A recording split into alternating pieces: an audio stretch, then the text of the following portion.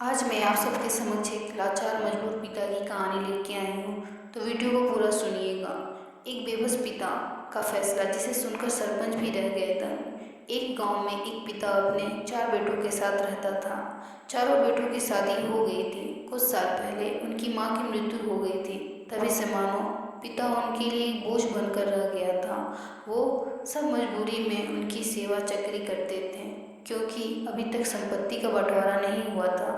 लेकिन फिर भी वे लोग कोई भी मौका नहीं छोड़ते थे अपने पिता को बेइज्जत करने का। उसे टाइम से खाना भी नहीं देते थे, और जो देते थे वो भी रूखा सूखा। वे सभी चाहते थे कि पिता जल्दी से संपत्ति का बंटवारा कर दे, तो वे सभी पिता से मुक्ति पा ले और कहीं बाहर जाकर रहने लगे। लेकिन पिता इसके लिए राजी नहीं था, इसलिए वे सभी पिता को बहुत दुखी देते थे। जब बहुत दिन हो गई, तब बेटों ने परेशान होकर पंचायत बुलाई और सरपंच से कहा, हम चाहते हैं कि हमारे पिता संपत्ति का बंटवारा कर दें और हमें हमारा हिस्सा दे दें। बंटवारे के बाद हम अपने पिता का पूरा ख्याल रखेंगे। हम 4 भाई हैं और बंटवारे के बाद हम चारों भाई 3-3 महीने उन्हें अपने पास रखेंगे और उनका पालन पोषण करेंगे।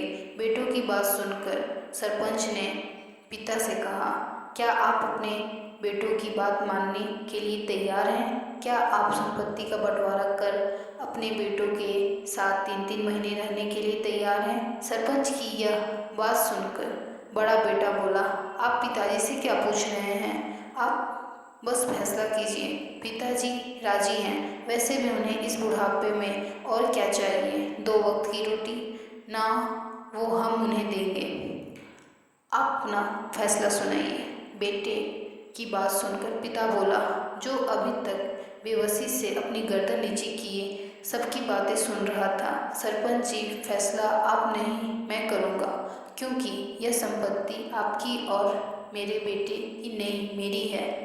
और मेरा फैसला यह है कि मैं अपनी संपत्ति का बंटवारा नहीं करूँगा और 3-3 महीने बेटों को मैं अपने पास रखूँगा, उनका पालन पोषण करूँगा। उसके बाद वे क्या करेंगे, कैसे अपनी जीविका चलाएंगे, वो खुद देख लें। पिता की यह बात सुनकर सरपंच और बेटे दंग रह गए। सभी उनका चेहरा देखने लगे। सरपंच बोले, तुम यह क्या कह रहे हो?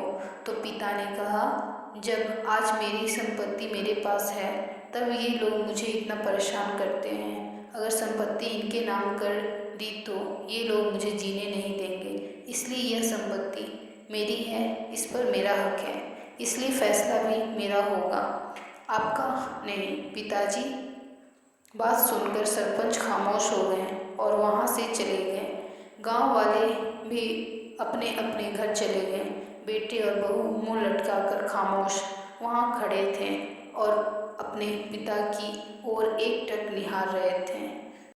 तो दोस्तों, वृद्धावस्था में माता पिता को प्यार और सम्मान दें, क्योंकि जब तक माता पिता का हाथ हमारे सर पर रहता है, तब तक सारे दुख तकलीफ हमसे दूर रहते हैं, क्योंकि माता पिता उस तकलीफ को हम तक आने ही नहीं देते। इसलिए उन्हें इतना दुखी ना करें कि मजबूरी में वो कोई गलत फैसला ले लें और हमें बाद में पछताना पड़े। तो इस कहानी से हमें यही शिक्षा मिलती है कि हमें अपने माता पिता की बात माननी चाहिए, उनकी सेवा करनी चाहिए।